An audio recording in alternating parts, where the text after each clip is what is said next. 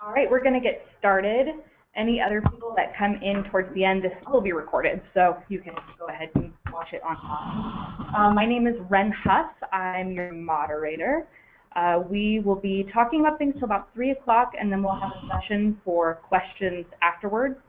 If you're calling in, please keep your line muted so we don't have a lot of extra dogs barking and clickety-clacking. If you have a question, there's a chat feature. There's also a raising your hand feature, and I'll try to watch for that as well. And like I said before, webinar will be recorded and posted on our website. And it needs to go to the next slide.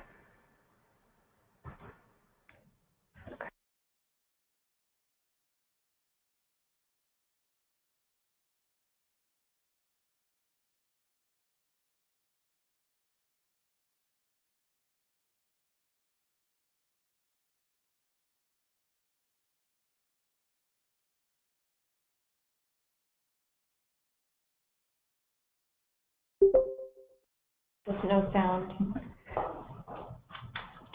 Are people able to hear me now? Let's see. Yeah, I'm going to go into, if anybody can send me a quick chat and just let me know that you can hear my voice, I'd appreciate it. Oh, sweet. Thank you.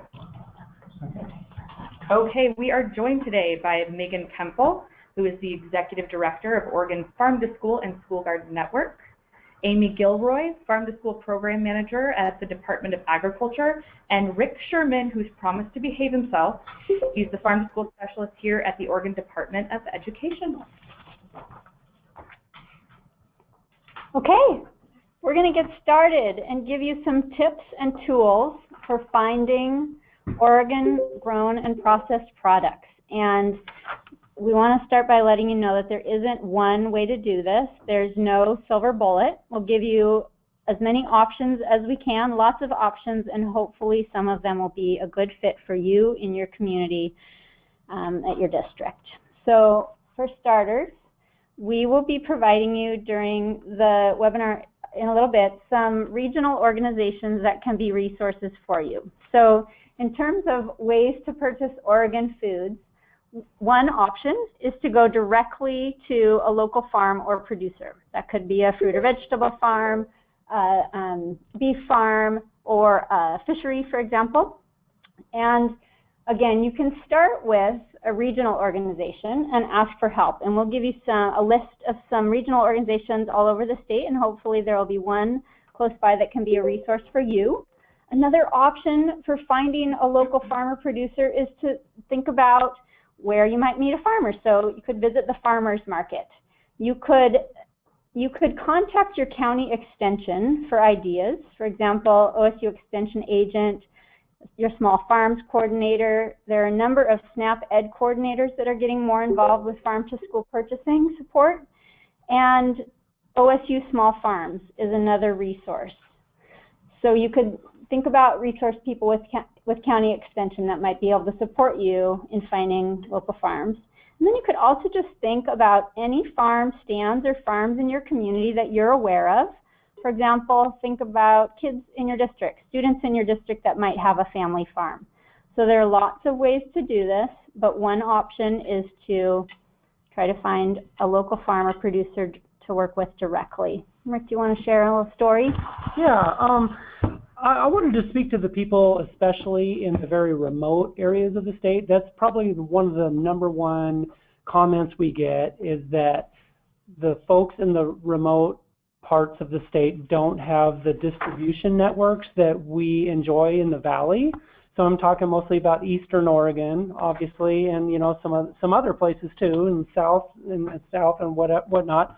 I was just in Eastern Oregon a couple weeks ago, and I'm guilty of joking about that they don't grow much over there, but actually, come to find out that some of the biggest farms in the state are in Eastern Oregon. They have one of the biggest apple orchard, I guess, in all of Oregon out there, and among other things. Well, the food service director I was talking to there, she doesn't have that distribution network, but she just had a little bit of a can-do attitude. And so I just the first option to do is you know, what she did is she just got out her phone book or Googled farms in her county, and she called them, you know, took like an hour calling them, and found out that most of them didn't do retail, and they sold, you know, like all the stuff got shipped out of the state. But she did find some, and they it was a new thing for them, but they were like, yeah, I could sell to schools. They weren't hooked up with a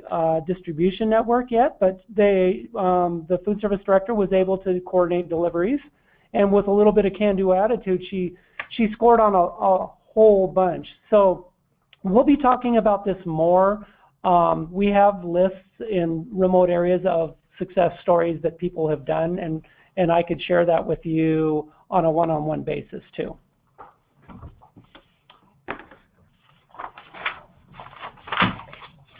And back to you, Amy. Okay, this is Amy at ODA. I'm going to talk a little bit about distributors. So if it's more challenging for you to find farmers in your region to buy directly from, you also have the option of buying Oregon grown and/or Oregon processed products from distributors that you have current contracts with, or that you can establish one with.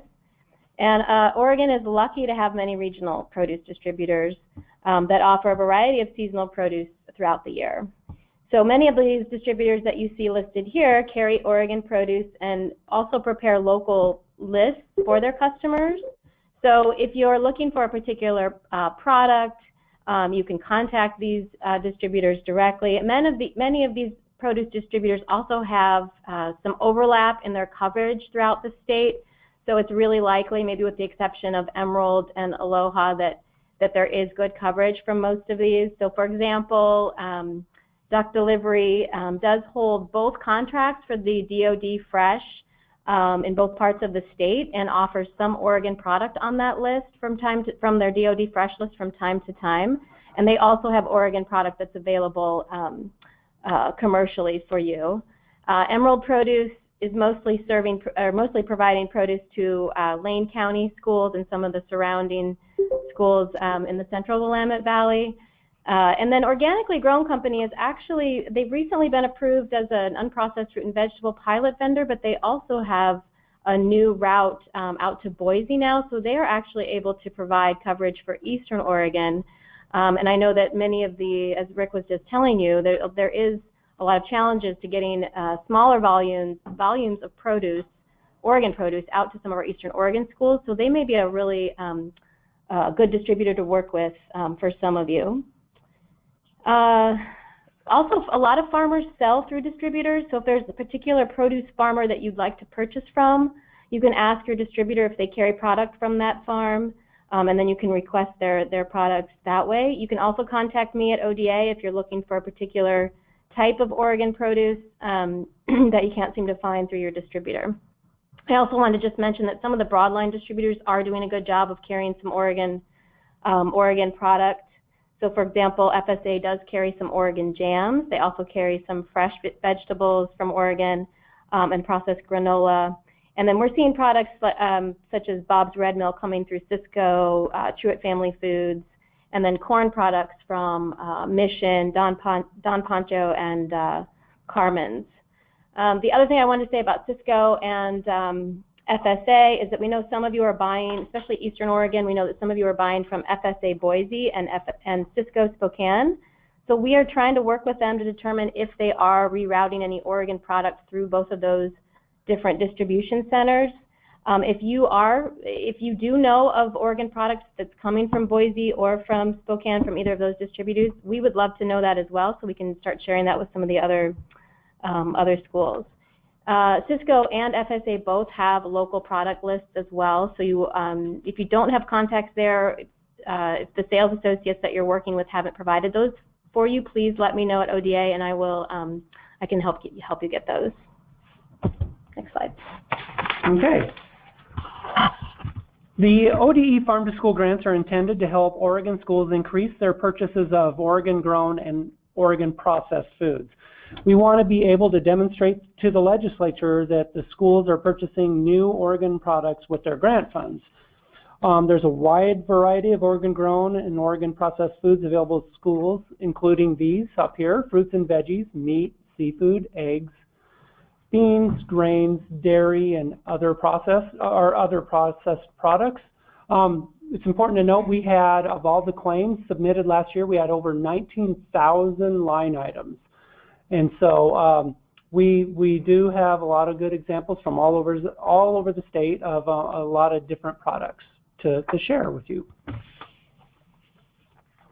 We're going to give you some examples. Rick just gave a good list of the wide variety of Oregon products that are available, and we're going to give you some examples of each of them and vendors that provide them. So we're going to make sure, you know, this isn't an inclusive list. It's not every possible option. There are lots of other options, and not all vendors that we're going to be sharing with you are available in all regions, but hopefully this will provide some inspiration and some ideas for you. So in terms of fruits and vegetables, we've got here apples through duck delivery from Walter Wells and Sons. We've got green beans from NORPAC. We've got berries, both blueberries and blackberries and mixed berries from Gatto and Sons, which is direct from Gatto and Sons Farm. And then we've got them also here through Flavor Pack, through Cisco. We've got butternut squash through Mary's Harvest, which is through duck delivery. We've got rhubarb from Siri and Sons, which is an Oregon farm, through Organically Grown. And we want to just let you know that these little, the abbreviations, OG, OGP, OG, OP, are abbreviated at the bottom there. Oregon Grown, OG means Oregon Grown. OP means Oregon Processed but not Oregon Grown. And OGP means Oregon Grown and Processed. So these are just some examples there. And then for some other inspiration, you could buy pears, carrots, potatoes, corn. Think about what you like to serve, and think about whether it's grown in Oregon. And if it is, you may be able to get it either from your local farm directly, or through your distributor. As Amy mentioned, I just want to re-emphasize that, as Amy mentioned, your distributor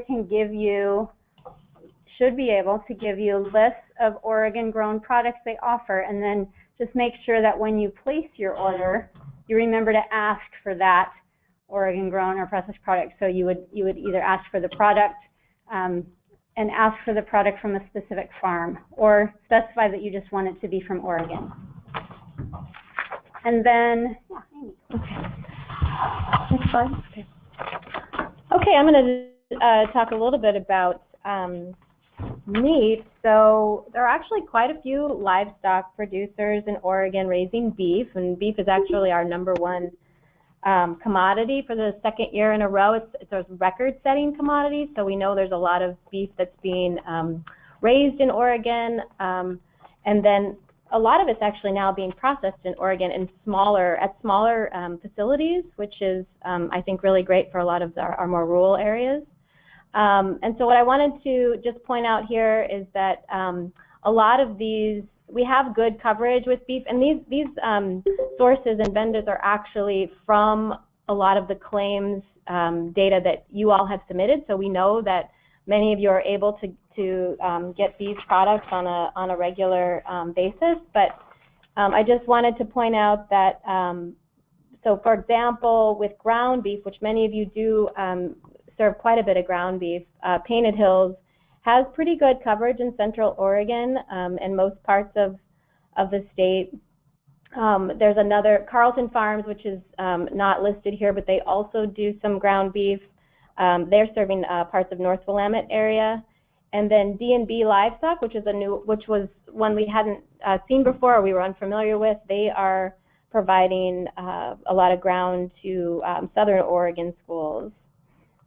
There's also some chuck roast that we're seeing come through some of the claims forms, and that has been provided by Silent Family Ranch, which is, they raise and process their own cattle on site there.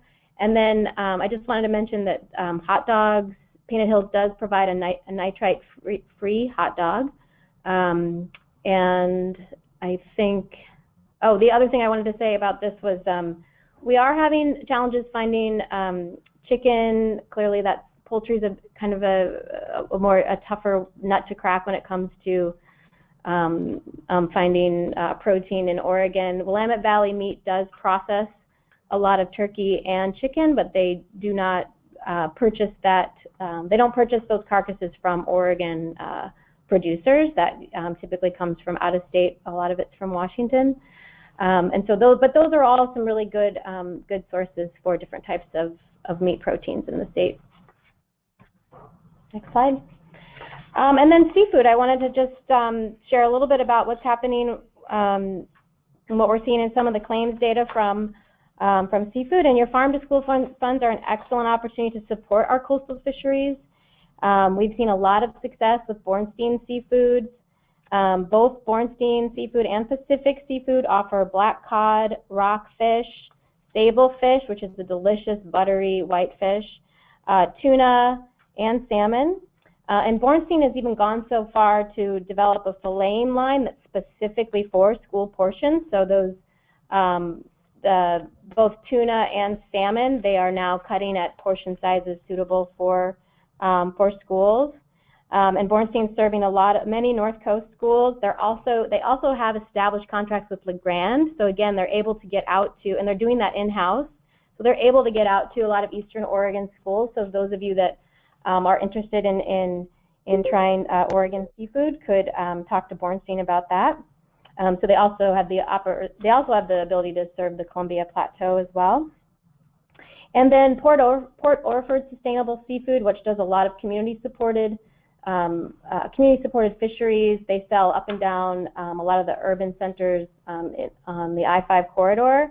They also have been selling the 4-ounce tuna pouches to Southern Oregon schools. So they would be a good resource for you as well. And then, of course, Bornstein has a lot of success with the smaller count shrimp in schools.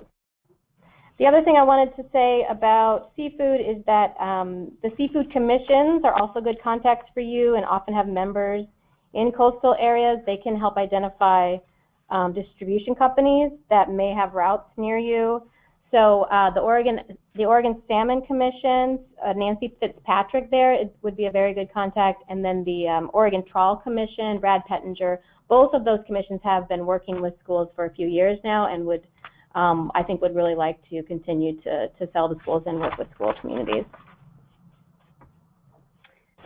Beans are another great protein option, and here's some examples of bean products that are available to schools. So Truett Family Foods is a provider of Oregon processed beans, is a food processor here in Oregon that's providing beans. So you can see those are Oregon processed, not Oregon grown. And those are available through Cisco and McDonald Wholesale. And then lentils are available from Camas Country Mill, and those are available both Oregon processed but also Oregon grown. So Camas Country Mill has a farm, and that farm is growing lentils and other beans as well. I think possibly garbanzo beans might be an option through Camas Country Mill, and those are available directly and also through Hummingbird Wholesale.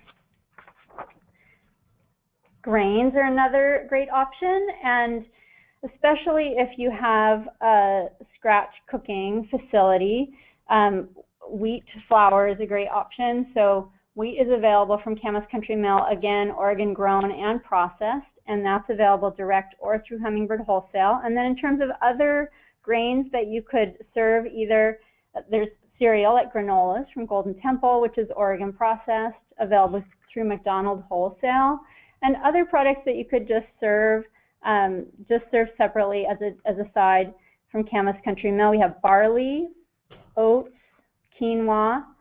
The barley is available from Camas Country Mill. That's Oregon grown and processed, available either directly or through Hummingbird Wholesale. And then oats from Rob's Red Mill, Oregon processed through Cisco. Quinoa through Willamette Valley Quinoa, and they're selling directly right now. Okay. And eggs, we have a really large egg farm in Oregon in Canby, Willamette Valley Eggs, and they are distributed through a variety of different means. And they're actually, you can get actual hard-boiled eggs for salads, as well as liquid eggs, scramblers they're called or whatever, or fresh shell eggs.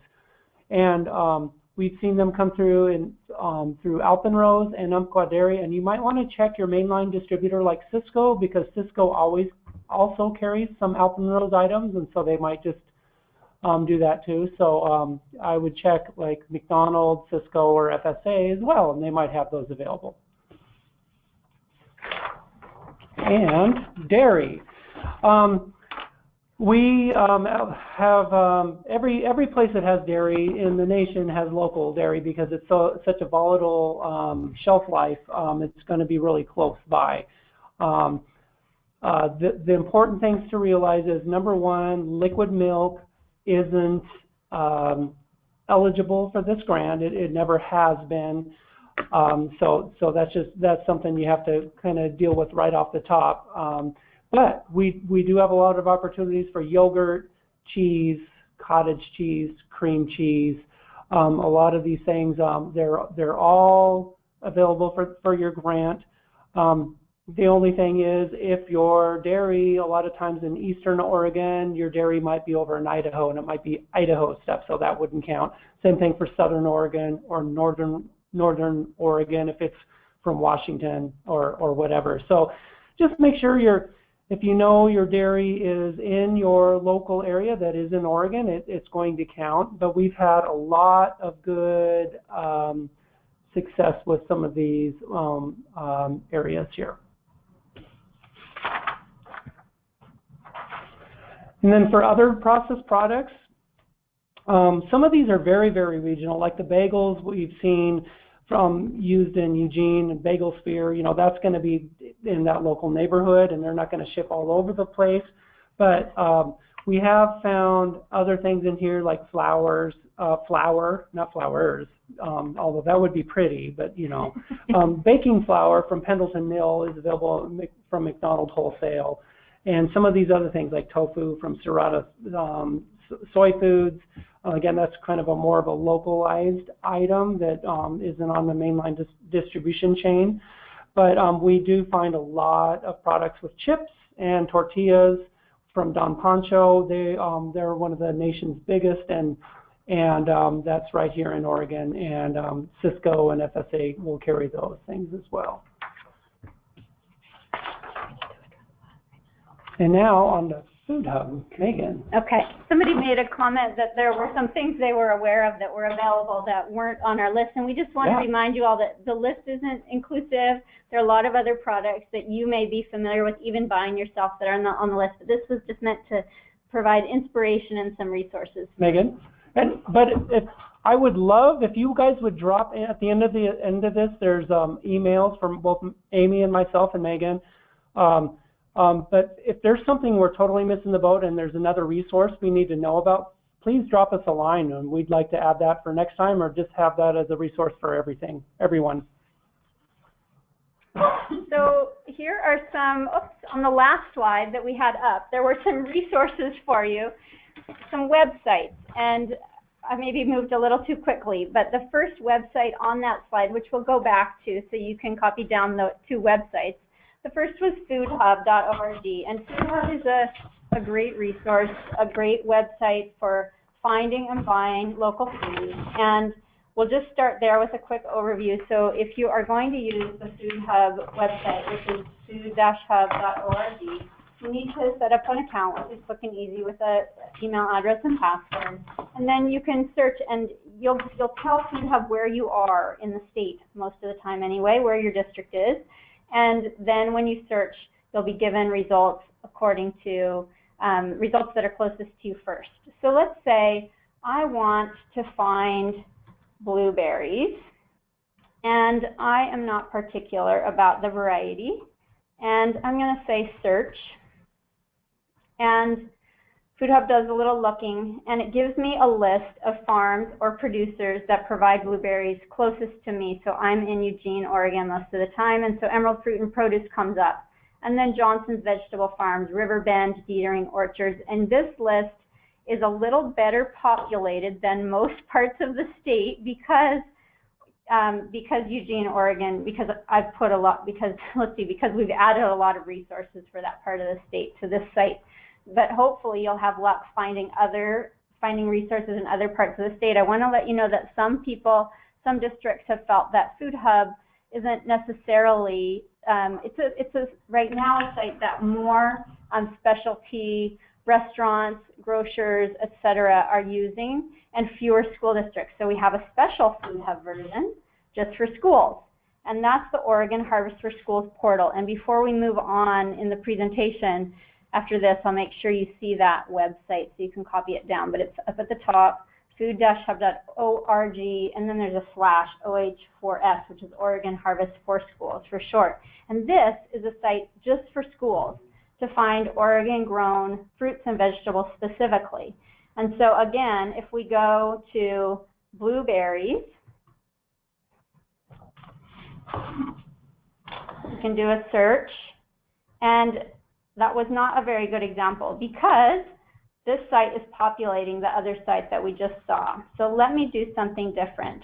Let's do strawberries. So we're getting the same results as we did for the previous site. But for strawberries, these are the farms that have strawberries available, and I can specify whether I want them fresh, whole, processed, fresh processed, frozen. I can say, show me any sellers who are large farms. I can say, I need to have the product available from my distributor, and I can drill down to get more specific so that the product meets my need. So we can do, for example, frozen strawberries. I don't want them in June. I want these strawberries in January, and so I need them frozen. So I just got now just a couple. So now 3 providers, and none so close to me anymore. So this is a great resource for you. And let's just go back then so you can see the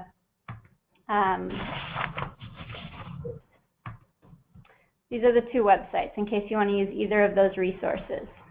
And I would recommend the Oregon Harvest for Schools site as one that's really specialized for schools and made for you. So I hope you can use it.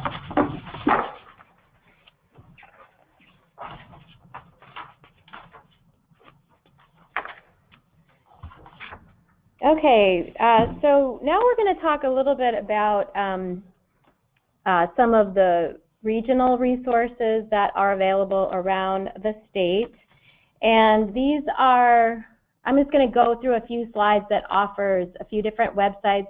I'm going to show you a couple of websites, but then the rest of them are all just going to be links that you can go to on your own. But these are a little bit different than the Food Hub. These are going to be hyper local producers in your region. So again, these are going to be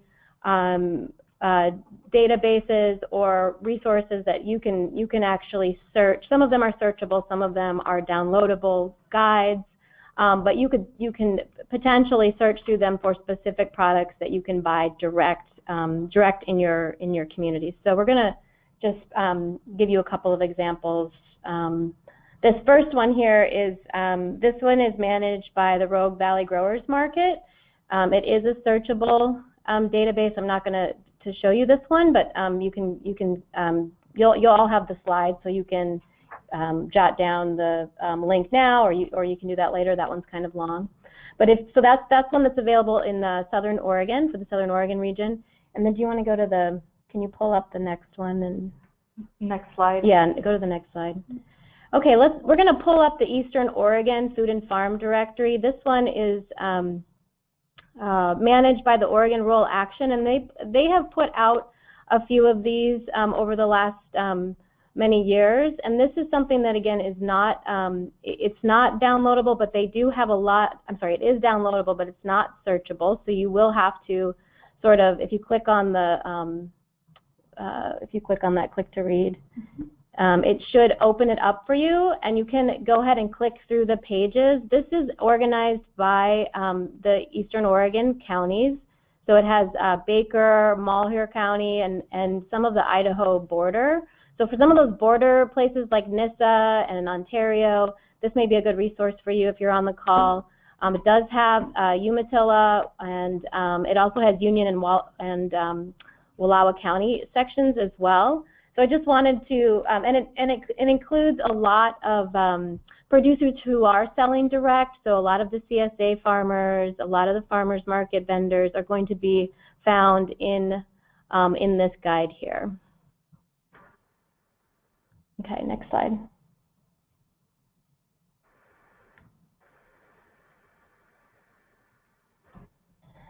Okay, and then this is the North Coast Food Guide, which is managed by or was prepared by the North Coast Food Web in Clatsop County, and then also Food Routes. This one is a little bit more, why don't we go to this one too? I think I put it on the, this one is a little bit, it does resemble a little bit more similar format as the Food Hub. And it has these, there's two ways that you can kind of search through this. This one is a searchable database. You can either click on one of the icons, or why don't we try searching for beef and near Tillamook. So you can use either paging through some of by clicking on one of the icons, or you can search by a specific product. So if you if you look at Nehalem River Ranch, for example, and if you can see the two icons next to it. When you pull up the search list, it'll show you there. Those icons are kind of hard to see, but one of those is eggs, and the other one is the meat icon. So when you're in the searchable, when it pulls up that searchable list, it'll show you the icons that particular farm offers. And then if you page down, it'll show you some of the raising practices. So if you're looking for grass-fed, or you're looking for pasture-raised, you're looking for meat that is raised without any antibiotic use or fertilizers, things like that. That'll be often listed in the overview of the farm. I have seen that on this site more than probably some of the other ones, and that this one provides a lot of that detail. Then if you page all the way to the bottom, you'll find the contact information. Oh, sorry. Yeah, there it is. The contact information of the farmers, and if they have a website, and their phone number there as well. So that is for the North Coast. I just realized we're giving you a lot of information, and it might be helpful that maybe we'll email you as well with a link to the presentation so that you can view it. Do you think that's feasible, Rick? To send everyone? Maybe. Sure. Okay, great. Or at least we can make the we'll definitely make all of these websites for the regional directories available to you, even if, yeah, we can definitely do that. Another searchable directory is the Willamette Farm and Food Coalition's locally grown guide, which is I believe searchable by company name as well as the type of product. Next slide. And then here are a few others that I have found. Some of these, I did want to just give you the caveat that for some of these, they are a few years old.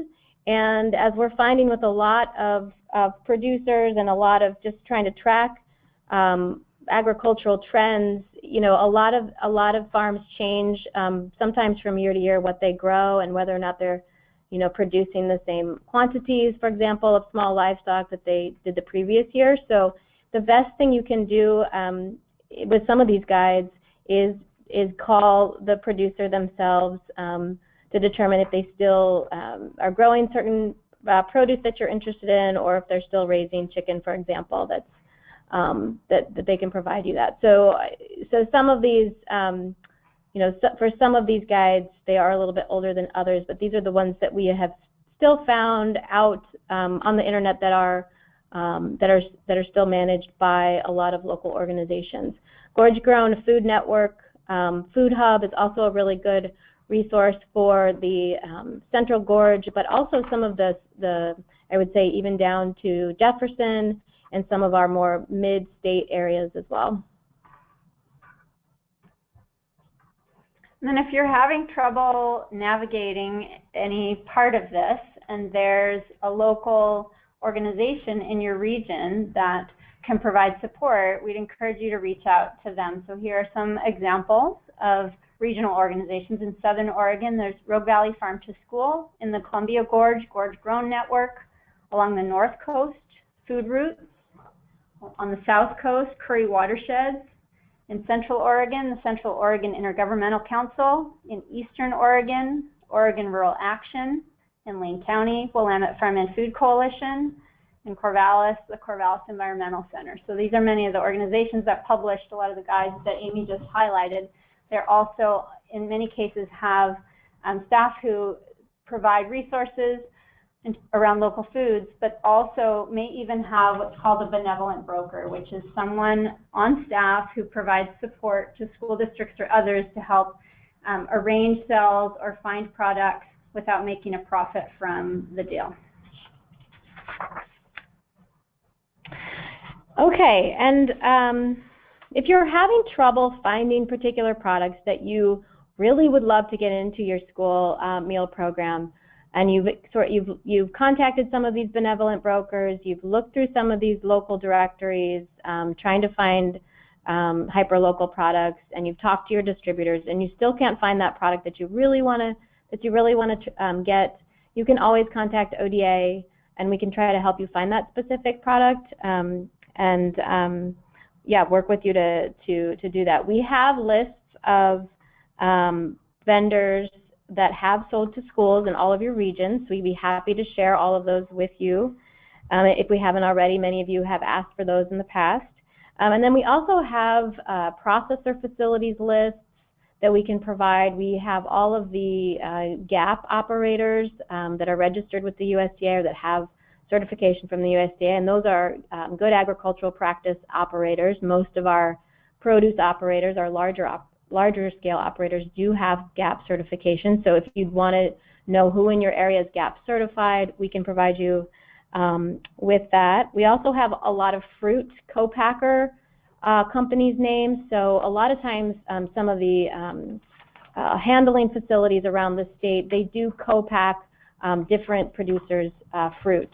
And so sometimes, and in some instances, the fruit that you may want, such as smaller apples or smaller pears, can be purchased from these co-packers on an individual basis. They may not have markets for those smaller fruits. So we have those types of lists and can give those to you at your request. Okay, we're going to spend a little bit of time here on procurement. Now, I want to point out that procurement is its own webinar and its own subject, and we could speak for days on procurement, and we're not going to, but just wanted to kind of drive a couple points home that, okay, you're buying local stuff, there are some rules to this with schools.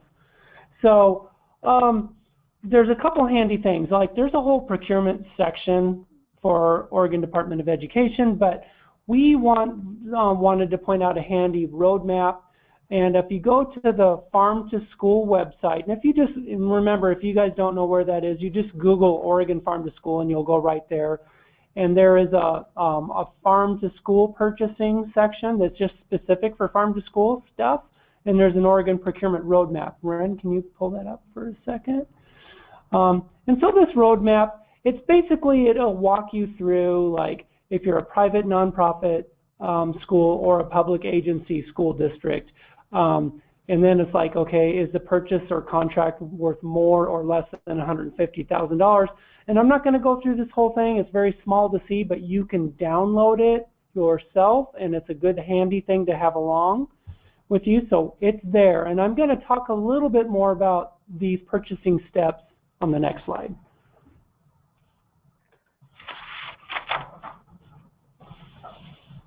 Okay, so first of all, informal procurement is, okay, I'll just kind of reset here a little bit.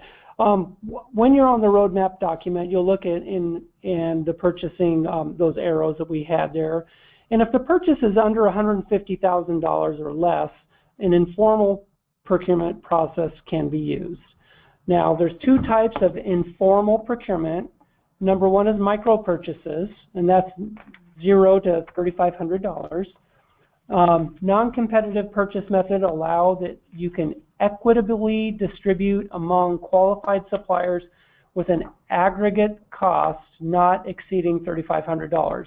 The key here is the price must be reasonable and necessary. So it enables you, this is really good for somebody that's in a very remote area that doesn't have a lot of options, and they've identified some farms and they can go until they and purchase some things and then rotate through their suppliers by doing that.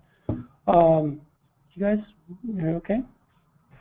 Okay. All right. So, but equitably distributes and reasonable and necessary are the key here. So micro purchasing doesn't give you free reign just to buy whatever.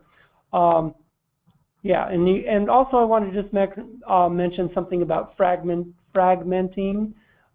It doesn't give you the go-ahead to say like, well, I'm going to buy a bunch to like $3,499 and then another $3,499, you know, to beat the system. You know, you have to standard that $3,500 limit to do that.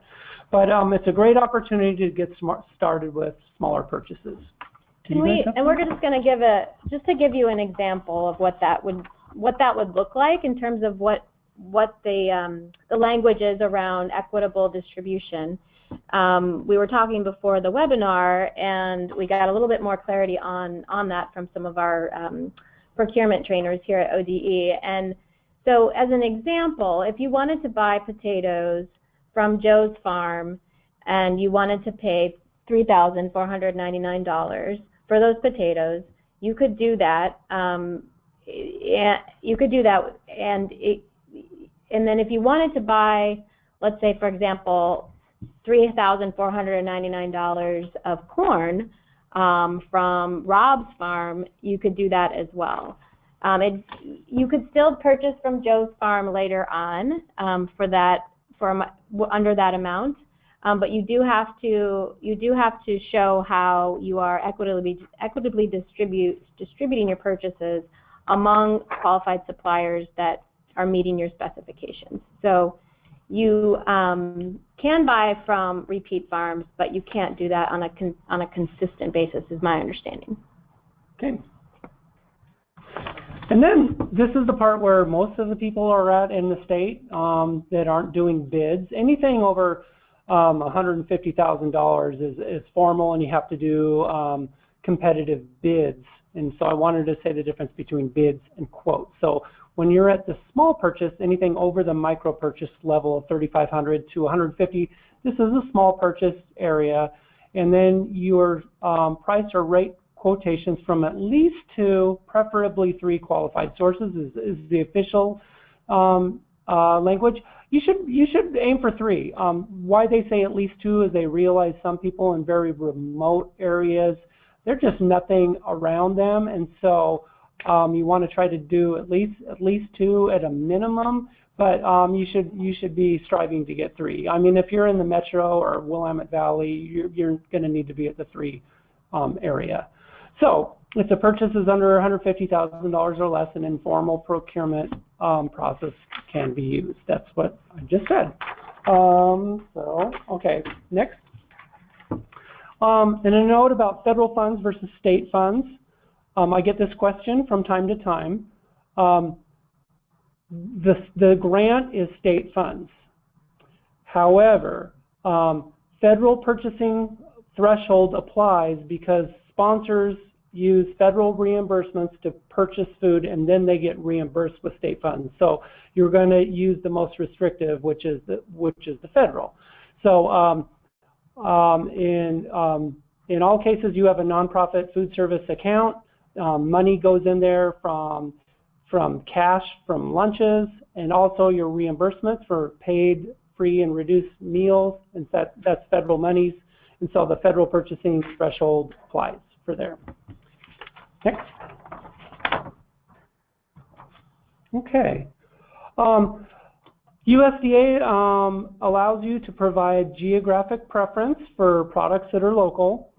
That means you can pay more for products that are local as long as you go through a proper process. There are 2 additional handouts from USDA about geographic preference that will also be posted on the ODE website. They're the USDA geographic preference handout and the decision tree. But the important thing is about this, and we've done a whole geographic preference session at the School Garden and Farm to School Summit. It's a very large. Are you going to go there? Okay. decision tree. Okay, that is the decision tree, and it basically walks you through your purchase value for that applies to you. If you can scroll down a little bit, maybe just to see what it looks like. But not to belabor this, but you're going to have to do some homework to do this. You can't. There are some restrictions and limitations for using this, but there's that. And then can you go to the geographic preference handout? Fits in there too. Too long. Keep going. Back again. It's really okay. We can. Okay. You know what? There. That's okay. There's a handout there too. Like I said, I could talk for an hour or more on this too. I want you to know that it is available, but there are some limitations and restrictions for doing this, and I can help you with that if you have any questions about it. Next slide. And then this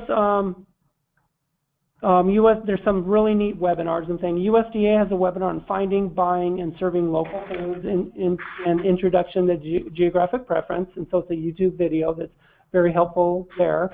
And then, yeah, so there's two YouTubes that are very helpful. But then the last comment I have on there, questions, talk to your Oregon Department of Education's Child Nutrition Program Specialist. They're your last and final word on procurement. They're the ones that are doing reviews for procurement reviews, right now. Some of them might be in your school district at this moment. But so please keep in mind, they're all trained in procurement as well as geographic preference, but I can help you as well too. But they're your last line of defense there too. I don't want to say anything that is contrary to what they're saying.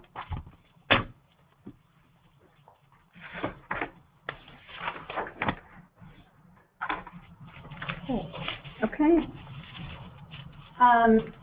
So we've given you a lot of information, and we want to let you know that we are available to you. So we'll be finishing the formal part of the webinar at 3 or maybe even a few minutes before now, but we'll stay on until 3:30 for questions, and we are also available to you individually.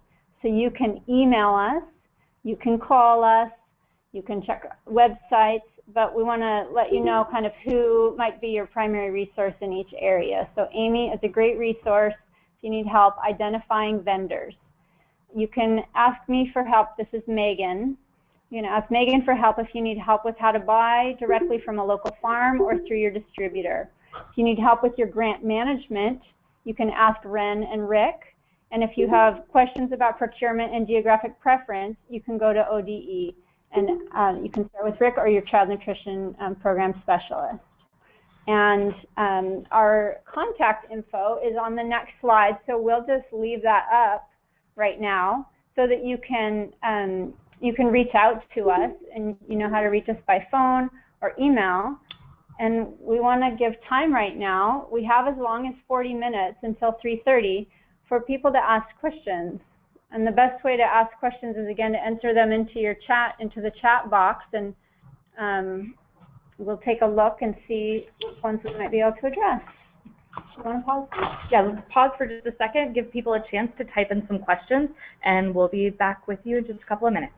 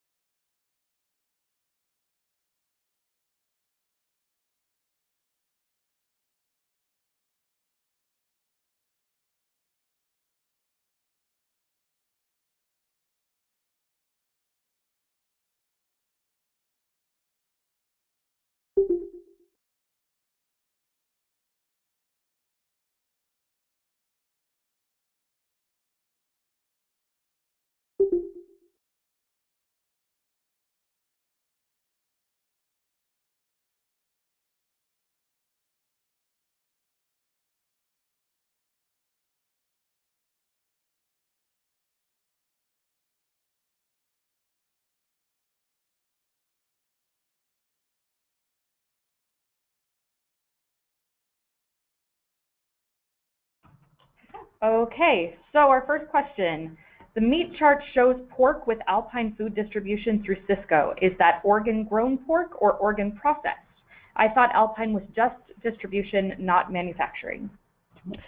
Yeah, so that is Oregon processed pork. They are distributing it, and they're not processing the pork there on the facility. And that brings up a good point. You as a food service director, I mean, we get thousands of items, and it's hard for us to, we have a pretty good handle on what's what now after 3 generations of this grant, but there's, we find new ones all the time. So if you do some of the legwork and put it on your list, and sometimes it'll stick out, I'll ask you guys about, like, what is this product? But if you happen to find somebody that is doing something new, let us know, and we'll figure it out. Next question. One of the problems getting lists from Cisco is that their system records ship from locations, not usually manufacturer or growing locations. Is it possible to get a list of Oregon manufacturers? Not everyone knows that Mission and Ventura are Oregon companies. No, it's not. If we don't really have an inclusive list, and we're doing a lot better than we did 5 years ago when we had nothing, and we're starting to make baby steps. We're getting distributors that are letting us know that, hey, this is at least an Oregon-grown or Oregon-processed product. But we're kind of piecing this together as we're going along, and we're learning as we're going. But we're certainly doing better than we were, but we still aren't there in terms of having a definitive list of everybody and list. Do you guys agree? Do you have anything to add to that? Yeah, I mean, the only thing I would add is that, you know, we don't have a manufacturer's list that's exclusive for food, and so that would it would be difficult to do. Someone would have to go through quite a few federal codes for those to identify those manufacturers. But I guess I would disagree a little bit. I think Cisco and FSA actually would have to do a little bit of digging, but they do know they have the tracking mechanisms to know where their product is coming from, what the source of that product is. And like Rick said, we've made a lot of I think we've started to see a lot of progress, especially with Cisco. They do now have local product lists for us that they're generating. Again, keep in mind the products change, or due to seasons changing, or they run out of one slot and they fill it with something from another state. That does happen, but they are getting better at identifying their Oregon products. So, so I would say that, yeah, I mean, we don't have a list of manufacturers, but we can start, we can definitely try to get closer to those types of companies if that's something that, would be of help down the road. But the best we have right now are some very kind of incomplete lists when it comes to that. Next question. I noticed you had Washington vendors on one of the lists. Can we use them? Yeah, if they have Oregon-grown products. Sometimes what we have is, like, I'm thinking of Fruser off the top of my head. Last I checked, they were in Vancouver, but they were using Oregon products. So if it's Oregon-grown, and then it would count. Other times we have just the opposite. We have Washington-grown stuff, but it's or processed in Oregon or whatever. It's if it's grown somewhere else but processed there, it counts. So we do have some cases like that. We have to track them kind of down and figure out if something says Washington. I usually go to it. Sometimes things slip through the cracks, but I think we have a pretty good handle on it. Okay. Next question.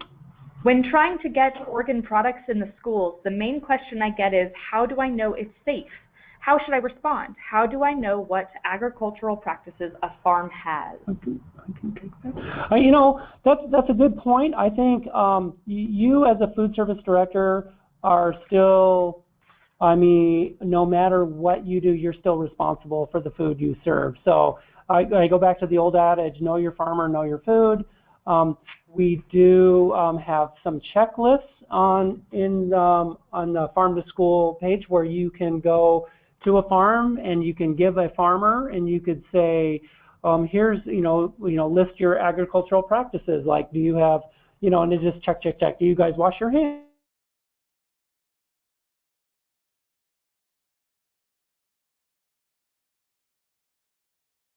distributor or something, because they already go through that GAP certification, GAP Good Agricultural Practices, and things like that.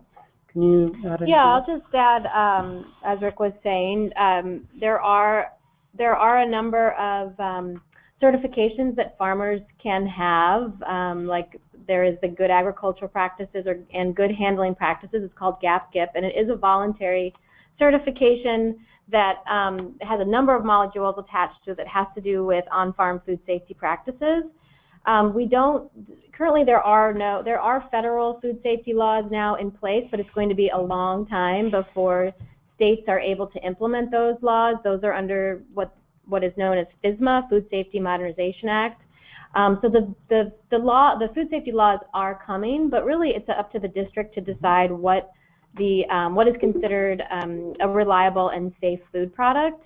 So you can set those decisions. In terms of working with farmers, I mean, one of the simplest things you can do is talk to a farmer about their practices, about what they do on farm. If you're looking for organic or you're looking for pesticide-free, you can ask them those questions. The other thing I'll say is that there are required licenses for farmers. So any meat you buy needs to be from a USDA, it needs to be processed by a USDA inspected facility. Any eggs you purchase need to be from a facility that has an egg handler's license. Any, let's say, bagged salad mix, any chopped and peeled vegetables, all of those have to be from a facility that has a food processor's license, unless it's under a certain amount, which in most instances that won't apply to you. So there are a variety of licenses that are already in place to protect you as a purchaser that farmers already have, and a lot of producers and distributors already have that as well. Okay, next question. Can a small purchase selected by quotes be set for 1 year plus 4 optional renewals with an identified COLA? Yeah, and I'm thinking COLA isn't the drink. A cost of living adjustment, thank you, would be good. I don't see any problems with that, as long as you're identifying the total amount that you're going for the quote. It's under $150,000, and you stick to it, and you just you have that part as part of your quote process. You have everything laid out, and you should be fine.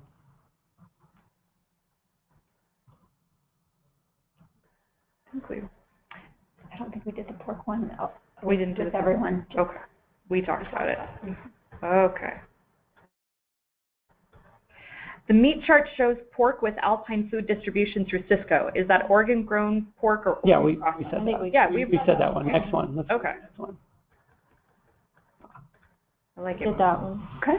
Oh, did we do that one? No, it's okay. I don't think so. Just in case, we'll do it again. One of the problems getting lists from. Oh, we did. Yeah, we did talk Sorry. about that. Okay. Sorry. Duplicate. The screen is really far away and it's hard to read to you guys, so it's on a wall. Can you read that one? I'm wondering about the feasibility of local procurement for schools that are ineligible for the Farm to School grant. I can address that. Yeah. Okay. There are, let's see, there are a lot of schools that have been purchasing local foods without the Farm to School grant for many years before those grants were available, and it's totally feasible. There are situations where local products are more expensive, and there are other situations where local products are equivalent in price, and others even where they are less expensive than a similar product that's not local. So there's no across-the-board assumption that the products are going to be more expensive just because they're local. It's often the case, so it may be difficult, but it's totally feasible. It's totally doable with some support. Okay. Can we answer that? Yeah, we got that. Okay. That's it. That's all. This is a time when we have another half hour, so if you have we have time. If you have other questions and you'd like to type them in, please do. You can stay on for a few minutes and see if there's some questions. We'll go ahead and mute our line, but we are still here. So please feel free to type in, and we will get everything answered we can.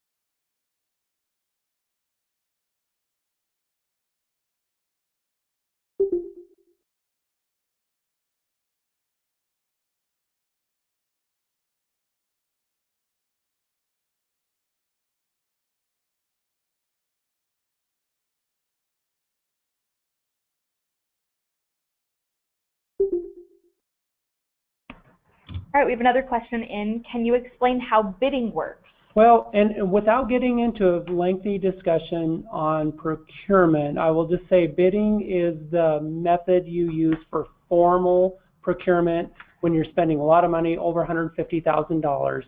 So you're doing something for in large quantities, and I can't read what that says.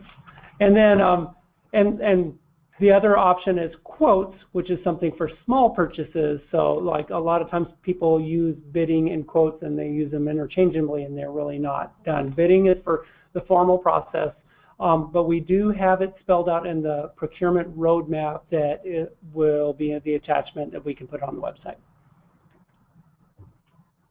Here for any more questions for you guys.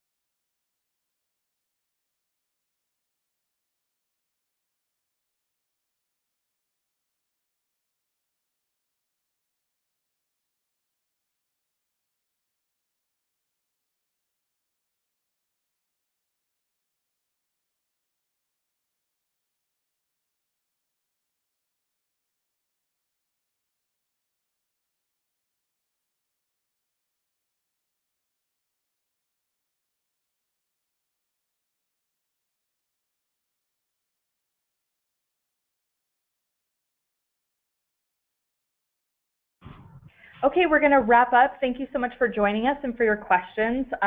Again, please refer to this how to reach us we have up. We are available for questions and are very happy to help.